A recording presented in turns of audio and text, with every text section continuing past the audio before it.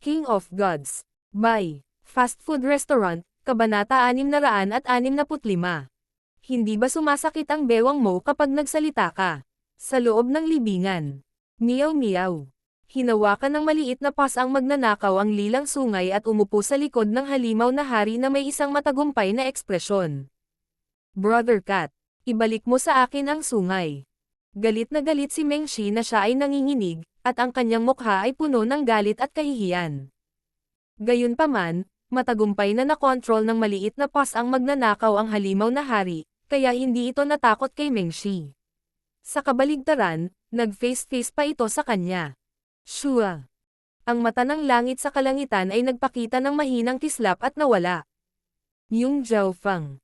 Ang puso ng mainit na kabataan ay nahulog. Hindi niya inaasahan na si Zhaofang, na tila sumuko na sa dugo ng demigod, ay maaaring gumamit ng mga ganoong pamamaraan mula sa malayo upang makipagkompetensya pa rin sa tatlong King Prodigy. Kung ang tatlong King Prodigy ay nasa isang estado pa rin ng equilibrium, si Zhaofang ay walang nagawa, ngunit si Nan Gongsheng ay nasa The Huddle kanina dahil kay Mengshi at ang mainit na kabataan na nagtutulungan, kaya, si Zhaofang ay namagitan. Ibig sabihin, hindi ako magkakaroon ng advantage kahit na makipagtambol ako kay Mengshi. Higit pa rito, ang halimaw na hari ay nasa panig ni Zhaofang. Ang ekspresyon ni Wenluan ay patuloy na kumikislap. Tila napagtanto niya na, kahit nawala si Zhaofang, tila kontrolado niya ang sitwasyon. Whoosh! Lumipad ang dugo ng demigod patungo sa kaibuturan ng gitnang puntod. Sundan mo, si Nan Gongsheng ay naging silver streak at hinabol ito. Ngayong ang Beast King ay kontrolado na ng maliit na paws ang magnanakaw, kahit na hindi katugma si Nan Gongsheng sa tambalan ni Wenluan at Mengshi, hindi siya natakot sa kanila. Nagkatinginan sina Mengshi at Wenluan. Malinaw na gustong makipagtambalan ni Mengshi upang maibalik ang purple na sungay, ngunit bahagyang nag-alinlangan si Wenluan. Shua! Ang mata ng langit ay lumitaw sa itaas ng maliit na paws ang magnanakaw at nagpakawalan ng isang pagdagsa ng magnificent power. Ang mga ekspresyon ni Wenluan at Mengshi ay kapansin-pansing nagbago. Mahirap para sa kanila na isipin na ang mata ay may totoong king intent. Napakahirap para sa kanila na maibalik ang lila na sungay laban sa kombinasyon ng Eye of Heaven, ang munting paws ang magnanakaw, at ang halimaw na hari. Meow! Hindi pinansin ng munting paws ang magnanakaw ang dalawa at kinokontrol ang halimaw na hari upang sundan ang dugo ng demigod. Sa huli, walang nagawa sina Mengshi at Wenluan. Itinoon nila ang kanilang mga mata sa dugo ng demigod. Hindi nagtagal ay naabutan nila si Nan Gongsheng. Weng! Gumamit si Nan Gongsheng ng special secret technique at nagawa niyang pigilan ang dugo ng demigod, ngunit sa sandaling ito naabutan ng maliit na paws ang magnanakaw na sina Mengshi at Wenluan. Nang walang sinasabi, agad na sinimulan ni Wenluan ang pag-atake kay Nan Gongsheng. Zhaofang, tulungan mo ako. Bulalas ni Nan Gongsheng. Nahulaan niya kung sino ang may-ari ng mata. Na parang nagre-react sa kanyang pakiusap. Boom! Inatake ng maliit na paws ang magnanakaw sina Nan Gongsheng at Mengshi. Agad na naging magulo ang sitwasyon nang magtulungan ang munting paws ang magnanakaw at si Nan Gongsheng upang labanan sina Mengshi at Wenluan. Isinasantabi kung sino ang kukuha ng dugo ng demigod sa dulo. Ang dalawang pares ay nasa magkaibang panig mula sa simula. Ang Eye of Heaven ni Zhaofang ay maaaring umatake anumang oras. Natigilan ang mainit na kabataan at nakipag-usap kay Mengshi. Sa sandaling ito, naramdaman ni Wenluan na ang pinaka-nakakatakot na kalaban ay hindi si Nan Gongsheng, kundi si Zhaofang. Nasa labas si Zhaofang, at maaari siyang umatake gamit ang kanyang Eye of Heaven anumang oras. Bagamat ang battle power ni Zhaofang ay maaaring hindi kasing husay ng tatlong King Prodigy, ang kanyang tunay na katawan ay wala dito, kaya mas madali niyang makontrol ang sitwasyon. Ngunit hindi tayo madaling sumuko sa dugo ng demigod. Paanong hindi alam ni Mengshi iyon? Kapag nakuha na ni Nan Gongsheng ang dugo ng demigod, siya ay magiging isang hari, at ang pag-aalaga sa kanyang mga kaaway ay magiging kasing dali ng pag-flip ng kanyang kamay. Ang tatlong King Prodigies ay nasa isang pagkapatas na walang landas ng pag-urong. Samantala, nakaupo si Zhaofang sa hidden book room at mahinahong nagbabasa ng kanyang libro. Hindi masama, hindi masama. Isang patak lang ng dugo ni Demigod ang pumipigil sa tatlong King Prodigy. Isang ngiti ang lumitaw sa mukha ni Zhao Feng. Matapos makontrol ang Beast King, alam ni Zhao Feng na ang tagumpay ay kalahati na sa kanya. Nang umalis siya sa Heart Healing Palace, binalak na ni Zhao Feng na kunin ang purple na sungay. Pagkatapos ng lahat, magiging mahirap para kay Zhao Feng na makipag-away sa tatlong King Prodigy ng direkta. Medyo mahina nga siya sa kanila. Gayunpaman, pagkatapos makuha ang lilang sungay, nagsimulang umikot ang tubig. Hindi na niya kailangan pang matakot na makipaglaban sa tatlong King Prodigy. Shua! Shua! Shua! Binuklat ni Zhao Feng ang libro. Dahil may sapat na oras, binasa niyang mabuti ang lahat ng nilalaman. Kahit papaano ay naramdaman ni Zhao Feng na ang mga aklat na ito ay may sariling kamalayan, na parang may mahiwagang kapangyarihan ng enerhiya sa pag-iisip sa loob nila. 1 o 2 araw lang ang kailangan ko para matapos ang lahat ng libro. Inaasahan ito ni Zhao Feng. Hindi nagtagal ay nakompleto niya ang limitasyon sa 50 aklat at ginugol ang higit pa sa kanyang pagtuon sa sentrong libingan. Nag-aaway pa rin ang tatlong King Prodigy at ang munting pas ang magnanakaw. Wala sa apat ang maaaring kumuha ng dugo ng Demigod at makatakas ng medyo matagal. Makalipas ang 1 araw, dinala ng dugo ng Demigod ang grupo sa kailaliman ng libingan. Mayroong malakas na aura ng mga multo dito, at paminsan-minsan ay lilito ang makapangyarihang mga espiritu ng puot.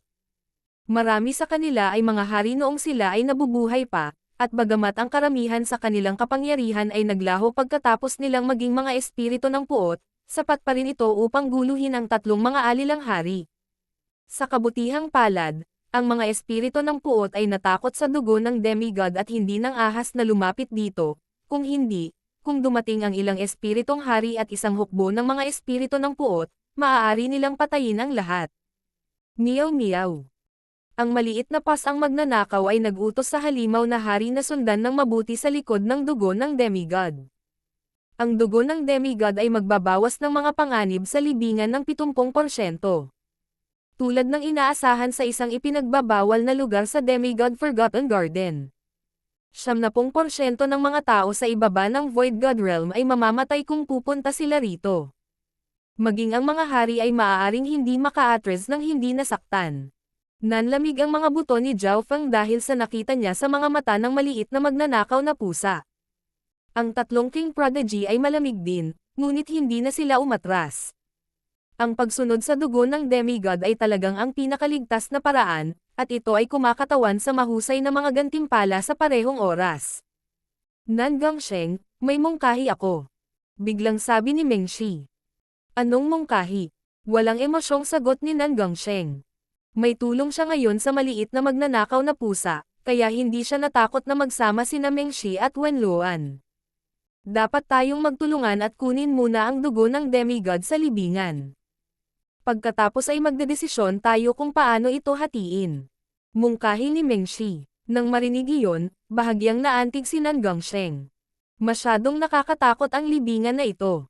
Sino ang nakakaalam kung anong mga panganib ang taglay nito? Ngunit sino ang mag-aalaga sa dugo ng Demigod? Tanong ni Nan Gangsheng. Sa sandaling ito, ang dalawang pares ay nagsama-sama upang higpitin ang dugo ng Demigod, ngunit may mga makapangyarihang espiritu ng puot at maging ng puot na espiritong mga hari dito na aatake sa kanila upang hindi sila makatayo ng magkasama. Ginawa ng lahat ang kanilang makakaya upang maiwasan ang mga pag-atake ng mga hari ng puot na espiritu. Meow meow. Ang munting pas ang magnanakaw ay agad na ikan-away ang kanyang mga kuko at inalok na gawin ito. Nagpakita si Nan Gangsheng ng kakaibang ekspresyon. Hindi. Agad na umiling ang mainit na binata. Sa likod ng maliit na magnanakaw na pusa ay si Zhao Feng, at ang kanyang Eye of Heaven ay napakahirap pakitunguhan. Sa puntong ito, hindi maisakatuparan ang plano. Ang tatlo pang iba ay hindi makakaramdam ng ligtas kung ibang tao ang kumokontrol sa dugo ng Demigod. Sa sandaling ito, Shua! Isang mata ang lumitaw sa itaas nila at naging sanhi ng pagyanig ng puso ng tatlong King Prodigy. Ang mainit na kabataan at si Meng Shi ay nagngangalit ang kanilang mga ngipin. Junior Marshal Brother Zhao, ano ang iyong mungkahi? Tumingin sila sa Eye of Heaven na may komplikadong mga ekspresyon. Bagamat ang lakas paglalaban ni Zhao Fang ay hindi kasing lakas ng mga kababalaghang king, siya ang may ganap na kontrol sa sitwasyon. Madali lang. Bakit hindi hatiin ang dugo ng demigod sa 4 na bahagi? Magiging patas sa ganoong paraan. Isang boses ang nagmula sa mata ng langit kasabay ng pagbaba ng isang napakagandang aura. Hatiin ito sa 4. Nagsalubong ang kilay ng lahat. Parang hindi nila ito naisip noon, sadyang nakakatakot ang kapangyarihang nakapaloob sa dugo ng demigod. Una, hindi sila sigurado kung ang dugo ng demigod ay maaaring hatiin sa 4 na bahagi. Ang dugo ng demigod ay isang patak lamang ng dugo, ngunit mayroon itong sariling kamalayan. Kung pilit nilang paghiwalayin ito, maaaring sumabog ang dugo ng demigod, at ang kapangyarihan yon ay maaaring pumatay sa mga hari. Hihihi. Kapag pilit nila itong hinati, siguradong magpupumiglas ang dugo ng demigod, at hihina ang kamalayan nito. Kapag ang resistensya ng dugo ng demigod ay nasa pinakamababang punto, ang aking spatial movement ay maaaring maalis ang lahat ng ito. Si Zhao Fang ay may sariling mga plano sa isip. Nagpa siya ang ibang tao na subukan ito. Meow meow. Inihagis ng maliit na paws ang magnanakaw ang Shadow Kill Imperial Dagger sa hangin sa itaas ng dugo ng demigod. Magtulungan at pagsamahin ang iyong kapangyarihan sa Shadow Kill Imperial Dagger, pagkatapos ay hatiin ang dugo ng demigod. Iminungkahi ni Zhao Fang. Ang 3 pang King Prodigies ay mahinang tumango. Ang Shadow Kill Imperial Dagger ay isang sagradong sandata ng Dao of Assassination na maaaring baliwalain ang depensa. Ito ang pinakaangkop na bagay upang hatiin ang dugo ng demigod. Weng. Sa gitna ng maliit na paws ang magnanakaw, pinagsama ng 3 King Prodigy ang kanilang lakas sa Shadow Kill Imperial Dagger. Gayunpaman, bago maputol ang Shadow Kill Imperial Dagger. Weng. Boom. Pinalipad sina Nan Gongsheng, Meng Shi, Wen Luan, at ang Beast King. Sa gitna nila, tumulo ang dugo mula sa bibig ni Meng Shi, at pinandilatan niya ang Eye of Heaven na may malamig na ekspresyon. Ang iba ay tumingin kay Zhao Fang na may galit din. Kung hindi lang eyeball lang ang nasa taas nila, baka magkatambal sila at atakihin siya para ilabas ang galit. Aksidente. Ngumiti si Zhao Fang. Ang dugo ng demigod ay parang buhay na nilalang na nakakaramdam ng takot. Kung magpanik ang aso, tatalon ito sa bakod. Kung ang dugo ng demigod ay puputulan, magkakaroon ito ng pagpapasya na sirain ang sarili.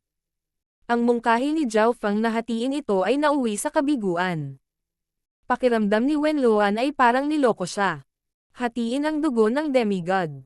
Iyon ay isang bitag lamang. Hindi ba masakit ang bewang niya sa pagsasalita?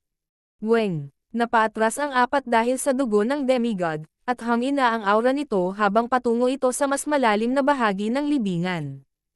Tara na. Walang sapat na oras ang grupo para tanungin si Zhao Fang. Agad nilang hinabol ang dugo ng demigod. Mahina na ngayon ang aura ng dugo ng demigod. Mawawalan ito ng malay pagkatapos ng 2 pang araw, pagkatapos ay hindi na ito makakalaban. Naglaho ang Eye of Heaven ni Zhao Fang nang bumalik ang kanyang malay sa Hidden Book Room. May natitira pang ilang dosenang mga libro. Inabot ni Zhao Fang ang isang libro nang walang pagtutol. Ang limitasyon sa 50 aklat ay tila tumaas sa nakalipas na 2 o 3 araw. Nang hindi na nag-iisip ay natapos na niyang basahin ang lahat ng libro sa Hidden Book Room. King of Gods, Kabanata 666. Demigod bahagyang pag-iisip. Sa wakas ay natapos ni Zhao Fang ang lahat ng mga libro sa Hidden Book Room. Malinaw na malinaw sa isip niya ang laman ng mga libro. Talagang interesado si Zhao Fang sa mga aklat na ito, at nabasa niya ang mga ito mula simula hanggang wakas. Dahan-daang ipinikit ni Zhao Fang ang kanyang mga mata. Nadama niya na ang mga nilalaman ng mga libro ay naglalaman ng isang mahinang tipak ng kapangyarihan ng enerhiya sa pag-iisip. Ang lahat ng kaalaman ay natipon sa isa. Biglang nagsimulang umilo ang mahinang liwanag mula sa bawat libro. Bumilis ang tibok ng puso ni Zhao Fang. Pakiramdam niya ay hindi simple ang mga aklat na ito, at iniisip niya kung ano ang mangyayari kung natapos niya ang lahat ng ito. Boom! Boom! Ang lahat ng mga libro sa silid ay biglang kuminang at nagsimulang masunog. Ito ay. Agad na nakabantay si Zhao Fang. Hindi siya naglakas loob na gumawa ng anumang padalos-dalos na galaw. Pagkatapos ng lahat, ito ang Demigod Forgotten Garden, at walang masusukat sa mga normal na pamantayan. Makalipas ang ilang paghinga, nang matapos ang pagsunog ng mga libro, nagsanib ang mga ito sa isang mahinang transparent na liwanag na konektado sa kaalaman sa isipan ni Zhao Fang. Shua! Ang mahinang liwanag ay sumanib sa kaalaman sa isipan ni Zhao Fang. Junior, ako ang demigod kunyon. Napakaswerte mo, nakapasa ka sa pagsubok ng isang demigod. Isang boses ang narinig sa isipan ni Zhao Fang. Isang mahinang tipak ng liwanag na naglalabas ng banal na aura ang pumipilit sa kamalayan ni Zhao Fang. Demigod kunyon. Siniyasat ni Zhao Fang ang transparent na mahinang ilaw. Kung ito ay isang normal na henyo dito na humaharap sa gayong swerte, napuno na sila ng saya at gulat. Pagkatapos ng lahat, ang mahinang liwanag na ito ay maaaring isang uri ng mental energy inheritance na iniwan ng demigod. Gayunpaman, si Zhao Fang ay hindi nabaguhan, at nakipag-ugnayan na siya sa Purple Saint Partial Spirit noon. Ang Purple Knight Sacred Lord ay dating Mystic Light Realm Sacred Lord, samantalang ang may-ari ng Demigod Forgotten Garden ay kalahating hakbang papasok sa Heavenly Divine Realm. Ikaw ba ang may-ari ng Demigod Forgotten Garden? Tanong ni Zhao Fang. Nakakatawa. Naglakas loob ka bang tanungin ang aking pagkatao? Ako ay isang bahagyang espiritong kamalayan ng demigod kunyon. Ang boses ng mahinang liwanag ay tila bahagyang nagalit, at isang nakakatakot na mental energy pressure ang bumaba. Parang madudurog ang langit at lupa. Naiihi na sana ng mga normal na tao ang kanilang pantalon at yumoko, ngunit nanatiling walang emosyon si Zhao Fang at umaktong parang hindi siya mapalagay. Junior, makinig ka sa payo ko at baka matanggap mo ang mana ng isang demigod. Maging ang Demigod Forgotten Garden ay maaari mong mamanahin. Sabi ng boses sa superior tone. Demigod Inheritance. Manahin ang buong Demigod Forgotten Garden. Nang marinig iyon ni Zhao Fang, hindi napigilan ang kanyang puso na bumilis. Junior, payag ka bang maging alagad ko?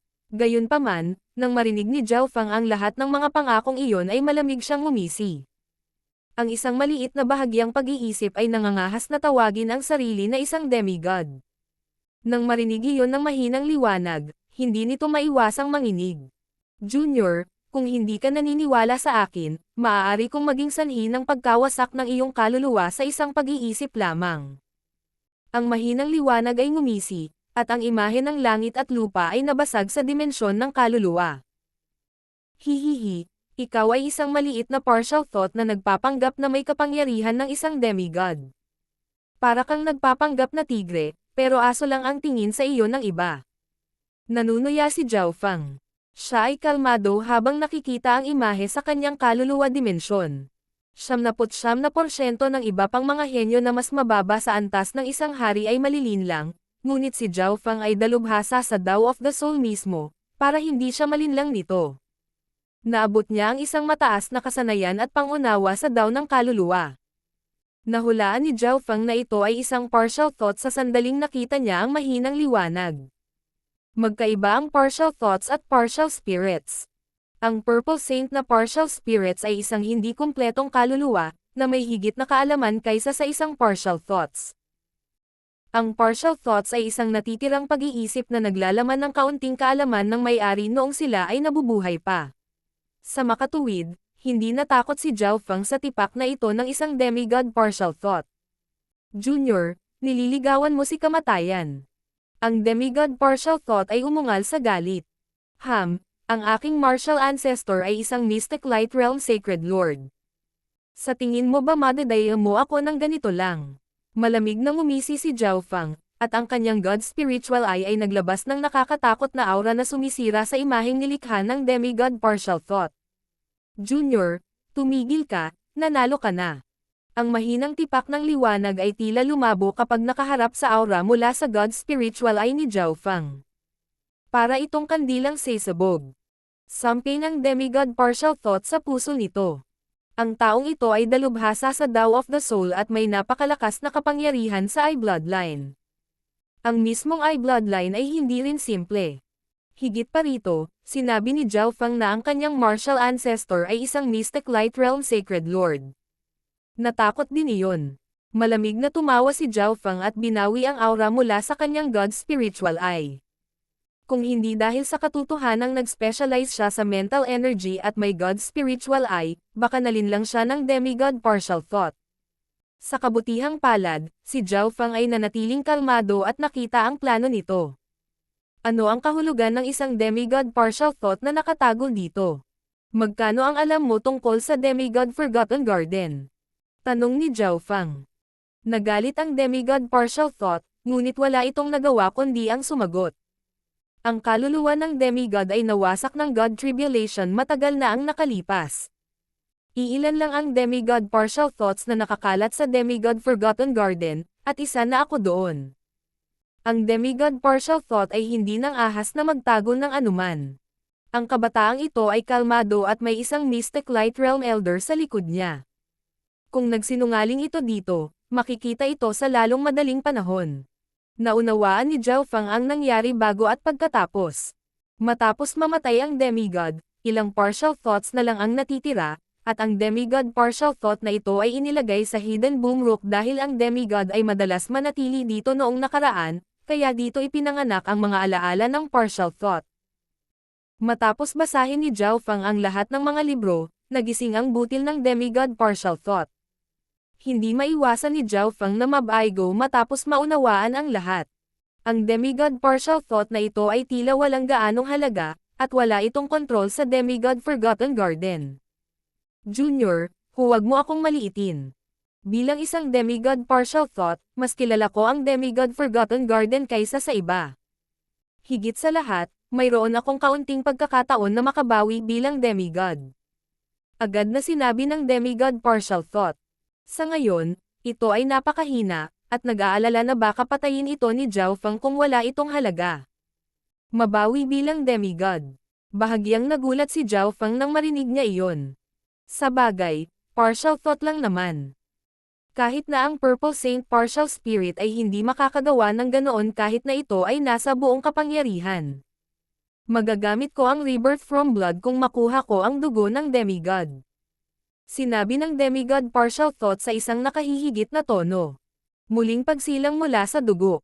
Nabalitaan ni Zhao Feng ang alamat na ito, at ang mga aklat sa Hidden Book Room ay may isang bagay tungkol dito.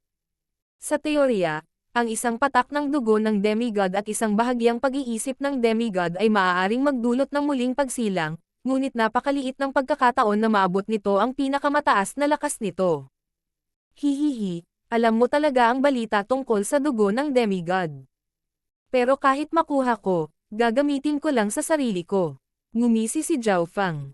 Mukhang naunawaan ng demigod partial thought ang ilan sa kanyang mga alaala. Nagsasayang ka. Kapag ako ay isilang na muli, maaari kong gisingin ang mga kakayahan ng demigod, kabilang ang mga mana at alaala. Galit na sabi ng demigod partial thought. Hindi sumang-ayon si Zhao Feng. Tumahimik siya. Walang alinlangan, kung ang isang demigod ay muling ipanganak, ang halaga nito ay higit pa sa isang patak ng dugo ng demigod. Sa madaling salita, ito ay katumbas ng pagsisikap na buhayin ang demigod, ngunit ang gayong plano ay mapanganib din. Hindi sigurado si Zhao Feng kung ano ang pipiliin, at wala man lang siyang dugo ng demigod ngayon. Manatili lamang dito. Ang kamalayan ni Zhao Feng ay malapit nang umalis. Maghintay. Bulalas ng demigod partial thought. Isa lang akong partial thought. Hindi ka panipaniwala ang pagsasama-sama ko, kung hindi ka mabilis gumawa ng isang bagay, makakaraos na lang ako ng ilang araw pa. Ang mahinang liwanag sa isip ni Zhao Feng ay napakadilim na parang ito ay malapit ng maglaho anumang oras.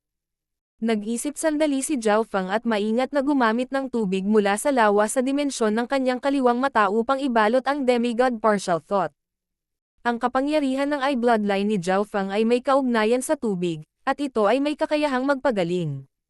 Sa tulong ng tubig, naging matatag ang mahinang liwanag. Pagkatapos ay kumuha si Zhao Feng ng malalim na berdeng lang. Green Spiritual Gourd. Ang demigod partial thought ay tuwang-tuwa at dumiretso sa Green Spiritual Gourd. Ang Green Spiritual Gourd ay mas angkop para sa demigod partial thought na tirahan, at sa isang tiyak na lawak, maaaring pagalingin ito ng lang. Sa mga alamat, nagtago ang ilang hari at emperor sa Green Spiritual Gourd, at libu-libong taon na ang lumipas, nagnakaw sila ng ilang katawan at muling isinilang. Hindi parang ang demigod partial thought ay hindi maaaring manatili lamang sa isip ni Zhao Fang, ngunit sa tuwing ipapalibot ni Zhao Fang ang kanyang eye bloodline power o inaatake ng soul techniques, ang demigod partial thought ay masisira. Mayroon din akong luha ng sirena, soul gathering spirit grass, at iba pang soul items. Sabi ni Zhao Fang. Luha ng sirena, soul gathering spirit grass. Bilasan mo, ibigay mo sa akin. Maaari kong pagsamahin ang aking estado at maaaring maging isang partial spirit. Ang demigod partial thought ay naiinip. Wala namang librerag pagkain. Hindi mo man lang ako tinulungan kanina, kaya bakit kita tutulungan? Maliban kong, sabi ni Zhao Fang. Maliban kung hayaan mo akong maging Panginoon mo. Hindi namumula ang mukha ni Zhao Fang, ni tumaas ang tibok ng puso niya. Ikaw, naging amo ko. Imposible. Dumagundong ang demigod partial thought mula sa Green Spiritual Gourd. Kung gayon maaari kang manatili doon magpakailanman. Kahit na makuha ko ang dugo ng demigod, hindi ka magkakaroon ng pagkakataong muling mabuhay. Walang emosyong sinabi ni Zhao Fang at tumayo, papaalis na sa hidden book room. Paglabas niya ng silid. Tao, panalo ka. Ang demigod partial thought ay parang nagngangalit ang mga ngipin habang sinasabi nito sa walang magawang tono. Tumanggo si Zhao Fang sa kanyang ulo bilang kasiyahan bago maglagay ng isang maliit na patak ng luha ng sirena sa Green Spiritual Gourd. Sinipsip ng demigod partial thought ang enerhiya mula sa luha ng sirena ng gutom, at ang aura nito ay agad na lumakas. Master, gaano ka kumpiyansa na makuha ang dugo ng demigod? Tanong ng demigod partial thought matapos masipsip ang isang patak. Mahirap sabihin dahil ang dugo ng demigod ay pumasok sa gitnang puntod ng messy graveyard. Hindi sigurado si Zhao Fang. Center tomb. Ibig mong sabihin. Ang libingan ng demigod. Natigilan ang demigod partial thought. King of Gods, Kabanata 667. Kunin. Ang libingan ng demigod. Noon lamang napagtanto ni Zhao Fang na ang sentrong libingan ay kung saan nakahiga ang demigod.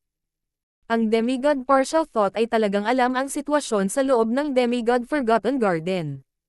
Ang panganib at kapalaran ay magkasama. Ang katawan ng demigod ay nasa libingan ng demigod, ngunit hindi na ito mabubuhay muli dahil wala ng buhay na natitira dito. Mahiwagang sabi ng demigod partial thought. Alam ni Zhao Fang na ang demigod ay namatay pangunahin mula sa God Tribulation. Isa ng himala na ang katawan ay hindi naging alabok mula sa God Tribulation. Ano ang alam mo tungkol sa libingan ng demigod? Tanong ni Zhao Fang. Kung pamilyar ito sa libingan ng demigod, tiyak na makakaapekto iyon kay Zhao Fang at sa kilos ng munting pasang magnanakaw. Dahil kakagamit ko lang ng luha ng sirena, nabawi ko ang ilang piraso ng aking alaala, kasama na ang kaunting mapa ng libingan ng demigod. Ang demigod partial thought ay nagpadala ng ilang impormasyon kay Zhao Fang, at ang huli ay tumanggo at nagbigay ng isa pang patak ng luha ng sirena bilang kabayaran. Nagsalubong ang mga kilay ni Zhao Fang nang mabasa niya ang impormasyon. Tila, bukod sa mga panganib tulad ng mga espiritu ng puot at mga bantay, walang kapalaran dito. Magsasalita pa sana si Zhao Fang, ngunit kapansin-pansing nagbago ang kanyang ekspresyon. Ang kanyang pag-iisip ay sinipsip sa mga nangyayari sa libingan ng demigod. Sa loob ng CP. Boom! Isang iskarlata-lilang espiritu ng puot ang bumuo ng figure ng isang lalaki na nagradiated ng nakakatakot na aura na halos namuo sa realidad. Isang espiritu ng pagkapuot sa Emperor. Kapansin-pansing nagbago ang mga ekspresyon ni Nan Gongsheng, Meng Shi, at mga kasama. Tumakbo ka. Ang espiritu ng puot ng Emperor na ito ay lumampas sa limitasyon ng kung ano ang maaari nating hawakan. Ang gulat ay lumitaw sa mukha ni Wen Luan sa unang pagkakataon. Ang mahinang figure ng lalaki ay nagdulot ng panggigipit ng isang Emperor, na naging dahilan upang manginig ang kanilang mga kaluluwa. Whoosh! Gamit ang pagkakataong ito, ang dugo ng demigod ay lumipad sa kadiliman sa kailaliman ng libingan. Sa puntong ito, sina Wen Luan, Nan Gongsheng, Meng Shi, at ang maliit na pas ang magnanakaw ay nakadama ng nakamamatay na sensasyon mula sa lahat ng direksyon. Shua. Isang transparent na mata ang lumitaw sa itaas ng maliit na pas ang magnanakaw. Nagawa na ni Zhao Fang ang kanyang desisyon. Kung masyadong mapanganib, gagamitin niya ang spatial movement para iligtas ang munting pas ang magnanakaw. Dahil sa matagal nilang pagsasama, hindi na lamang normal na alagang hayop at amo ang relasyon ng dalawa. Hindi ko hahayaang malagay sa panganib ang munting pas ang magnanakaw kahit na ang dugo ng demigod ang kapalit nito. Nagpasya si Zhao Fang. Kasabay nito, ipinadala niya ang mapa ng libingan ng demigod sa maliit na pas ang magnanakaw. Meow. Nang matanggap ng munting pas ang magnanakaw ang impormasyon, ibinuka nito ang bibig at tumawa. Hawak nito ang Shadow Kill Imperial Dagger at ang Purple Horn, pagkatapos ay pumasok sa katawan ng Beast King. Nangangahulugan ito na ang karamihan sa presyon ay dadalhin ng halimaw na hari. Masasabing ang munting pas ang magnanakaw ang kasalukuyang pinakaligtas sa lote. Wu. Lumipad ang espiritu ng puot ng Emperor, at ang presyon nito ay nagpakulo ng dugo ng mga henyo. Maging ang halimaw na hari ay nabagabag at bumagal. Meow meow. Ang maliit na pas ang magnanakaw ay tumawa at kinokontrol ang halimaw na hari upang bumangga patungo sa isang inukit sa dingding. Tumama sa pader. Nang makita ni Nan Gongsheng at ng kanyang mga kasamahan ang mga kilos ng maliit na pas ang magnanakaw, naisip nilang nabaliw na ang pusa. Gayunpaman, ang sumunod na nangyari ay naging sanhi ng paglaki ng kanilang mga mata. Boom!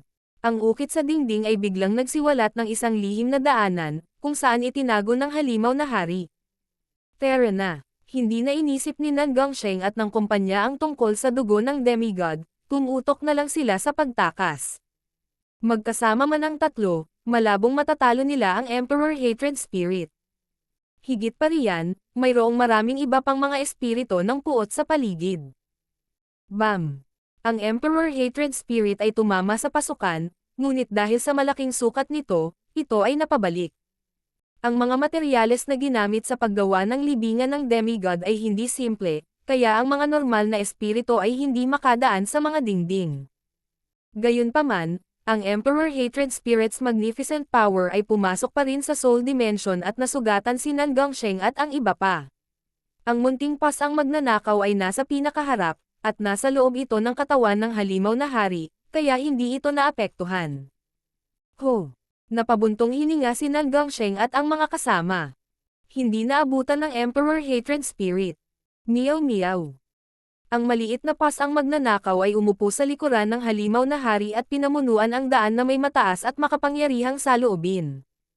Paanong alam ng pas ang ito ang libingan? Nagkatinginan sina Meng Shi at Wen Luan. Sundin mabuti ang pas ang ito. Nanginginig ang puso ng tatlo. Nawalan sila ng direksyon sa libingan, at ngayon nakasalalay ang kanilang buhay sa pusa. Kinokontrol ng maliit na pas ang magnanakaw ang halimaw na hari at nagpalipat-lipat sa lihim na daanan. Sa isang tiyak na sandali, ang halimaw na hari ay tumalon mula sa lihim na daanan at lumusong sa isang madilim na silid sa ilalim ng lupa. Ang silid ay pinasol na itim. Kahit na ito ay 12 ng milenya na ang lumipas, naglabas pa rin ito ng nakakatakot na aura na nakakatakot sa mga Diyos at demonyo. Walang mga palatandaan ng anumang espiritu ng puot, Emperor o kung hindi man, sa loob ng radius na 100 yarda. Walang laman ang silid bukod sa isang itim, sunog na bangkay.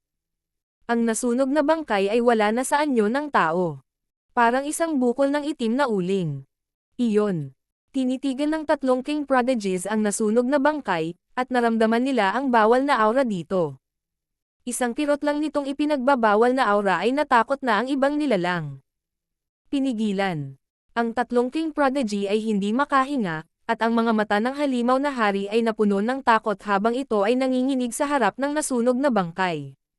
Walang mga palatandaan ng buhay, kaluluwa, o true yuan mula sa bangkay na ito, ngunit maaari pa rin itong magpakita ng nakakatakot na aura. Ang silid ay patay tahimik. Maging ang paligid ay tahimik. Walang mga espiritu sa malapit. Ang bangkay na ito ay malamang na ang katawan ng demigod. Ang ipinagbabawal na aura ay malinaw na hindi nagmumula sa bangkay mismo. Nagningning ang mga mata ng tatlong King Prodigy habang gumagawa sila ng sarili nilang hula. Shua! Isang mata ang lumitaw sa silid. Naramdaman ni Zhao Fang ang isang ipinagbabawal na aura na dumiretso sa kanyang puso. Ang aura na ito ay tila ang kaaway ng lahat ng bagay sa mundo.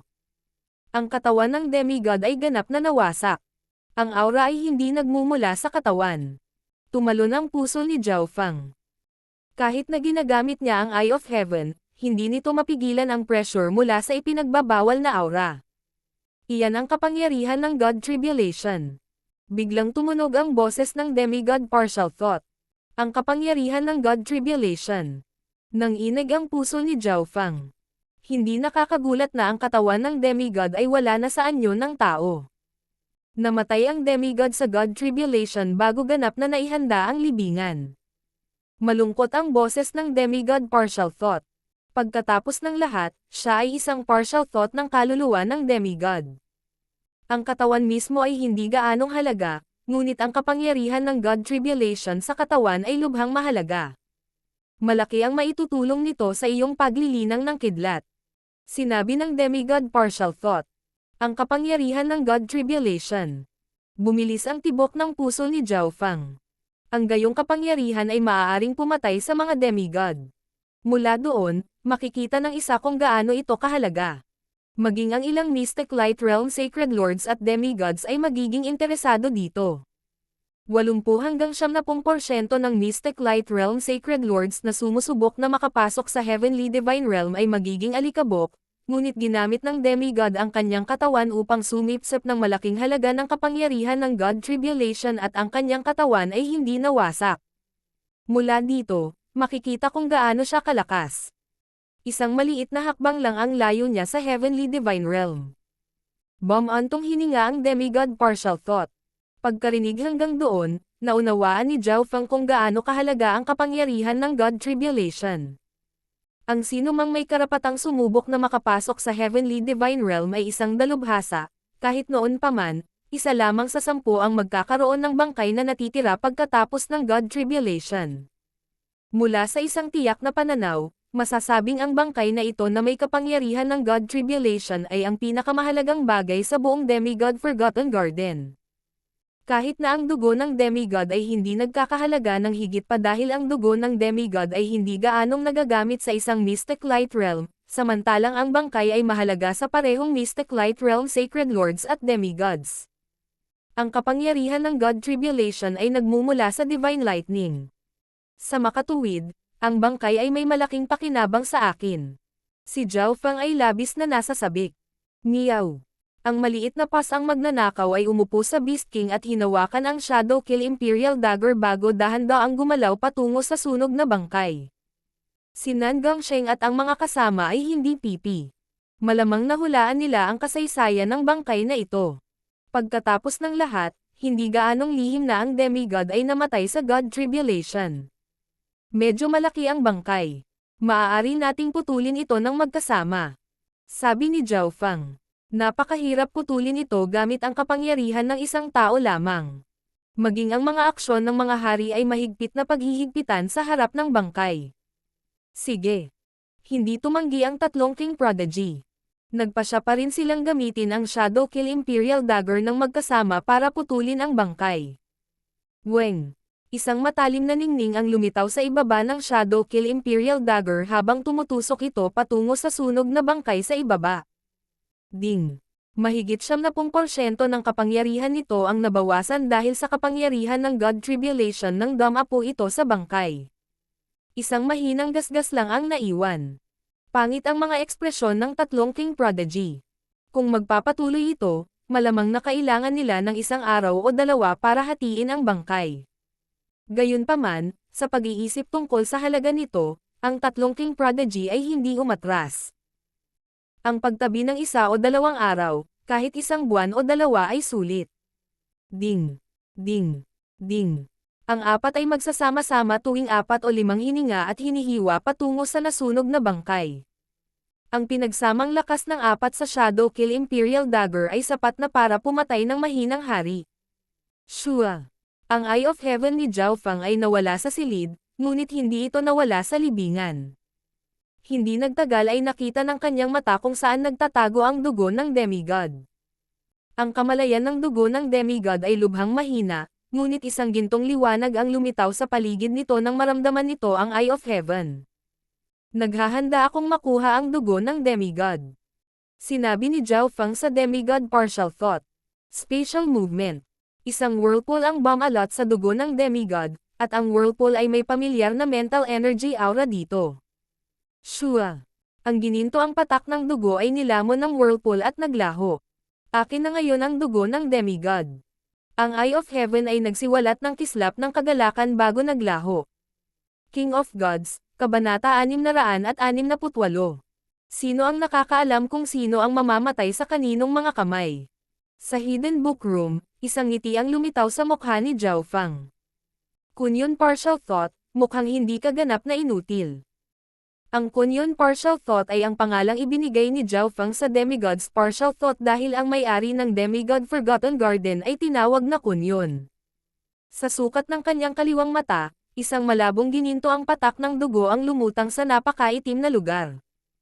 Ito ang asensya ng dugo ng demigod. Ang proseso ng pagkuha ng dugo ng demigod ay naging mas madali kaysa sa inaasahan. Ang dugo ng demigod ay may sariling kamalayan, kaya nakaramdam ito ng paggalang at takot sa mental energy aura ng may-ari nito.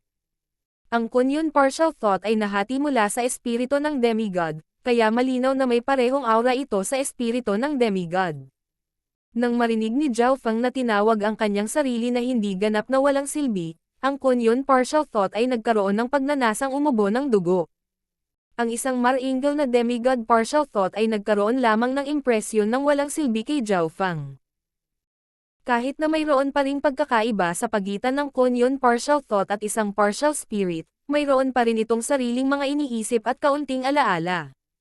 Master, ngayong nakuha mo na ang dugo ng demigod, maaari na akong mabuhay muli. Umaasang sinabi ng Kunyon partial thought. Kapag ang isa ay umabot sa ranggo ng demigod, kahit na ang kanilang mga katawan ay nasira, maaari silang rebirth mula sa dugo hanggat may isang patak ng dugo na natitira. Siyempre, ito ay sa ilalim ng batayan na mayroong kahit isang mental na enerhiya na naisip pa rin doon. Ngayon, natupad na ng Kunyon partial thought at ng demigod ang mga kinakailangan. Ang dugo ng demigod ay dugong asensya ng demigod, at ang Kunyon partial thought ay hindi lamang isang normal na mental energy thought. Mayroon itong sariling mga iniisip at alaala. Ito ay halos nasa antas ng partial spirit. Nabubuhay mula sa dugo. Ito ay isang maalamat na paraan na lumalaban sa langit. Inaasahan ito ni Zhao Feng, ngunit hindi ito basta-basta mahawakan. Isinasantabi ang anumang bagay, ang kapangyarihang nasa loob ng dugo ng demigod ay masyadong malakas. Sino ang nakakaalam kung gaano kalakas ang Kunyon partial thought pagkatapos mabuhay muli? Tatalakayin natin iyan pagkatapos nating umalis sa Demigod Forgotten Garden. Sagot ni Zhao Feng. Siya ay may sariling mga iniisip, ngunit isang bagay ang sigurado, hindi niya ibibigay ang lahat ng dugo ng demigod sa Kunyon partial thought para muling mabuhay. Kailangan niyang dagdagan ang sarili niyang lakas pati na rin pahinin ang nabuhay na demigod Kunyon. May 2.5 araw pa bago magsara ang Demigod Forgotten Garden. Napaisip si Zhao Feng. Ang kanyang pangunahing focus ay hindi na sa pangangalap ng mga kayamanan. Sino ang nakakaalam kung sino ang mamamatay sa kaninong mga kamay sa pursuit of death? Nanlamig ang mukha ni Zhao Feng na may intensyong pumatay habang nakatingin siya sa direksyon ng puntod ng demigod. Kasabay nito, sa loob ng silid ng libingan ng demigod, ang 3 King Prodigy at ang maliit na pasang magnanakaw ay nagsama-sama upang putulin ang sunog na bangkay, ngunit biglang nakaramdam ng lamig si Wenluan. Ang kanyang 10,000 ancient races na maalamat na bloodline ay may matinding pandama sa panganib. Shua. Lumitaw ang Eye of Heaven sa loob ng silid na may mahinang kislap. Ang 3 King Prodigy ay nag-anay sa Eye of Heaven na lumitaw, ngunit ang emosyon sa mata ay nagparamdam sa kanila ng pagkatalo. Malamang na hindi maisip ng 3 na matagumpay na nakuha ni Zhao Feng ang dugo ng demigod. Gagawin ni Zhao Feng ang lahat ng kanyang makakaya upang itago ang sikreto ng dugo ng demigod dahil may plano siyang buhayin ang demigod. Kung ang lihim na ito ay malalaman sa mundo, ang buong True Martial Sacred Land ay magugulat. Pag-revive ng demigod, gaano nakakatakot ang planong ito. Gusto ko lang ang ulo ng katawan ng demigod. Walang emosyong sabi ng Eye of Heaven habang lumulutang ito sa hangin. Ang dahilan kung bakit gusto niya ang ulo ay dahil ang ulo ay nakaharap sa karamihan ng kapangyarihan mula sa God Tribulation. Alam ni Zhao Fang ang lahat ng iyon mula sa Kunyun Partial Thought. Bakit ikaw ang unang pumili? Malamig na tumawa si Meng Shi, ngunit hindi niya talaga inisip iyon. Si Meng Shi ay talagang hindi nasisiyahan kay Zhao Fang. Ninakaw ng taong ito ang nakatagong card na inihanda ng kanyang amo para sa kanya, pagkatapos ay ginamit ang card na ito para maging kapantay ng iba pang tatlong King Prodigy. Hindi man lang kayo makapasok ng ligtas sa lugar na ito kung wala ang patnubay ng munting pas ang magnanakaw.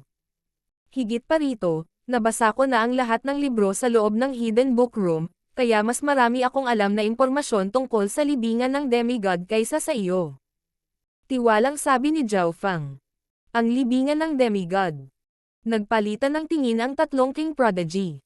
Mukhang marami talagang alam si Zhao Fang tungkol sa Center Tomb. Higit pa rito, natapos na bang basahin ni Zhao Fang ang lahat ng libro sa Hidden Book Room.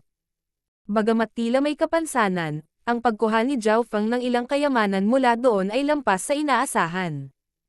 Isang ulo lang. Nagkibit balikat si Nan Gongsheng. Siya at si Zhao Fang ay nasa parehong panig pa rin. Ang tatlong King Prodigy ay sumang-ayon na si Zhao Fang ang kunin ang ulo. Ngunit, Zhao Fang, dahil marami kang alam tungkol sa libingan ng demigod, kailangan mo kaming ilabas ng ligtas. Kinakailangan ni Meng Shi. Nawalan sila ng direksyon pagkatapos pumasok sa libingan, at magiging puno ng panganib kung basta-basta silang aalis pagkatapos hatiin ang bangkay. Siyempre, isang mahinang kislap ang lumitaw sa mata, ngunit malamig na tumawa si Zhao Fang. Sa katotohanan, hanggat ang isa ay may isang bahagi ng katawan ng demigod, ang aura ng God Tribulation ay magpapalayas sa mga espiritu. Gayunpaman, ang tatlong King Prodigy ay nakatuon sa paghahati ng bangkay, kaya hindi pa nila naisip iyon. Mabilis na lumipas ang oras, at halos 2 araw ang lumipas. Sa wakas ay nahati na ang katawan ng demigod. Pinili ni Zhao Fang ang ulo ng demigod at hinayaan ang maliit na pas ang magnanakaw. Kinuha ni Wen Luan ang mga binti, kinuha ni Meng Shi ang mga braso, iniwan ang katawan kay Nan Gongsheng. May isang araw pa bago magsara ang Demigod Forgotten Garden. Sabi ni Nan Gongsheng. Isa pang araw. Nagkatinginan sina Wen Luan at Meng Shi. Ang mga bahagi ng katawan ng demigod ay maaaring maitaboy ang mga espiritu. Sabi ni Wen Luan. Matapos makuha ang mga bahagi ng bangkay ng demigod, napagtanto nila ito, na nangangahulugan na hindi sila masyadong aasa sa impormasyon ni Zhao Fang tungkol sa libingan ng demigod. Miyaw. Ang maliit na pas ang magnanakaw ay umupo sa halimaw na hari at siya ang unang umalis. Sundan mo. Sina Wen Luan at Meng Shi ay sumunod na malapit sa likuran.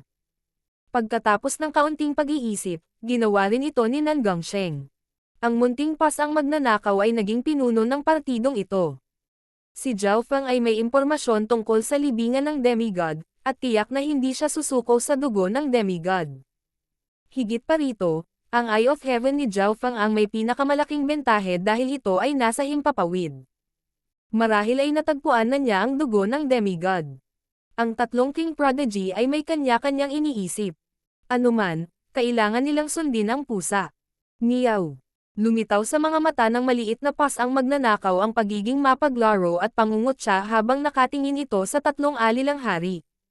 Gayunpaman, sa ilalim ng utos ni Zhao Fang, ang maliit na pas ang magnanakaw ay kailangan pa ring magpakita ng palabas, kaya nagsimula itong hanapin ang libingan ng demigod. Shua. Lumilitaw paminsan-minsan ang Eye of Heaven, na parang tinutulungan ang munting pas ang magnanakaw. Ang maliit na pas ang magnanakaw ay nagkunwaring tinatangay ang tatlong King Prodigy ngunit nauwi sa pagkabigo sa bawat pagkakataon. Zhao Fang, nahanap mo na ba ang dugo ng demigod o hindi? Nag-message si Nan Gongsheng. Masyadong komplikado ang layout ng libingan ng demigod at napakaliit ng dugo ng demigod. Hindi ko alam kung saang sulok ito nagtatago. Sagot ni Zhao Fang. Bagamat sinabi niya iyon, ginawa pa rin ni Zhao Feng na kumilos ang munting pasang magnanakaw na para bang nakatakdang hanapin ang dugo ng demigod. Malinaw na nakasalubong nila ang mga espiritu ng puot sa daan, ngunit ang mga bahagi ng katawan ng demigod ay natakot sa kanila. Gayunpaman, may mga pagbubukod. May mga emperor na puot na espiritu na nag-iingat sa bangkay ng demigod at hindi lalapit dito, ngunit magpapakawala sila ng mga pangmatagalang pag-atake. Ang tatlong King Prodigy ay labis na nataranta nang makaharap ang isang emperor na galit na espiritu, kaya tumakbo sila habang naghahanap pa rin. Walang kamalay-malay, pinangunahan ng munting pas ang magnanakaw ang grupo sa pasukan ng libingan. Meow meow. Ang munting pas ang magnanakaw ay nakalaylay ang ulo habang iniiwan nito ang libingan ng demigod sa likod ng halimaw na hari. Ang tatlong King Prodigies ay puno ng kawalan ng kakayahan at pagkabigo, ngunit kailangan nilang isuko ang dugo ng demigod. Ang laki ng dugo ng demigod ay napakaliit. Matapos itong mawala sa pagsubaybay, ito ay magiging tulad ng paghahanap ng isang karayom sa gitna ng karagatan. Higit pa rito, ang libingan ng demigod ay puno ng panganib. Kung hindi dahil sa bangkay ng demigod na nagtataboy sa mga espiritu, ang tatlong King Prodigy ay maaaring namatay doon. Sa bakanan ng libingan, kumikinang sa lamig ang mga mata ni Wenluan habang nakatingin ito sa direksyon ng maliit na pas ang magnanakaw. Nagsimulang mag-usap ang mainit na kabataan at si Mengshi. Walang problema, tutulungan kitang alagaan ang brat na iyon. Lumitaw ang lamig sa napakagandang mukha ni Mengshi. Hindi niya gusto si Zhao Feng dahil sa pribado at pampublikong usapin. Sa isang pribadong bagay, ninakaw ni Zhao Feng ang kanyang purple na sungay, at para sa relasyon sa publiko, si Zhao Feng ay isang henyo ng Mystic True Sacred Clan, at siya ay isang malaking dark horse sa mga henyo. Mula sa pagsakop sa Purple Smoke Lake hanggang sa pagkuha ng Skylock ang Bao, pagkatapos ay sa wakas ay makipagsagupaan sa tatlong King Prodigies. Pinatunayan ng mga hakbang na ito kung gaano siya nakakatakot. Siyempre, hindi niya alam na nakuha rin ni Zhao Feng ang dugo ng demigod, kung hindi lang ito magiging rating ng Dark Horse, kundi ang pinakamalaking panalo. Nararamdaman ko ang direksyon ng batang iyon. Kahit isang araw na lang ang natitira, sapat na iyon para patayin siya. Nakakamatay ang ngiti ni Wenluan. Habang nagpaplano ang dalawa, meow. Ang halimaw na hari na kinauupuan ng munting pas ang magnanakaw ay biglang tumigil at nanlamig. Boom! Ang halimaw na hari ay naglabas ng magnificent power na pumipilit sa mainit na kabataan. Bumilis ang tibok ng puso ng mainit na kabataan. Roar! Ang halimaw na hari ay sumugod patungo sa mainit na kabataan. 70% lang ng kapangyarihan nito ang magagamit, kaya hindi sagrado ang mainit na kabataan. Gayunpaman, ang kanyang ekspresyon ay kapansin-pansing nagbago sa susunod na sandali. Soul Restriction. Isang malamig, transparent na asol na mata ang lumutang sa itaas ng dalawa. Nanlamig ang katawan ni Wenluan habang pinipigilan ng dark purple chain ng kidlat ang kanyang kaluluwa. Ito ay isang controlling type technique na naintindihan ni Zhao Feng mula sa Dark Eye Secret Manual. Ang target ng soul restriction ay malinaw na ang kaluluwa. Buksan. Binuksan ni Wenluan ang bloodline ng kanyang Heaven Sun Battle Race at nagsimulang kuminang tulad ng isang Golden War God. Gayunpaman, sa ilalim ng Eye of Heaven State, si Zhao Feng ay may totoong king intent, kaya ang soul restriction ay sapat na upang paghigpitin ang sinuman sa ibaba ng Void God Realm.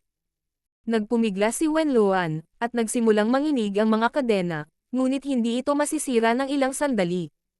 Nightmare Dimension. Si Mengshi ay malinaw na hindi uupo doon at manunood. Ginamit niya ang kanyang soul bloodline para malagpasan ang soul restriction ni Zhao Feng. Ngunit sa sandaling ito, Shua, isang pilak na figure ang lumitaw sa tabi ng mainit na kabataan kasama ang kaguluhan sa espasyo. Nan Gongsheng. Ang mga ekspresyon ni Wenluan at Mengshi ay kapansin-pansing nagbago. Mystic Spatial Split. Malamig ang ekspresyon ni Nan Gongsheng habang nagpadala siya ng matalim na pilak na spatial crack patungo sa mainit na kabataan.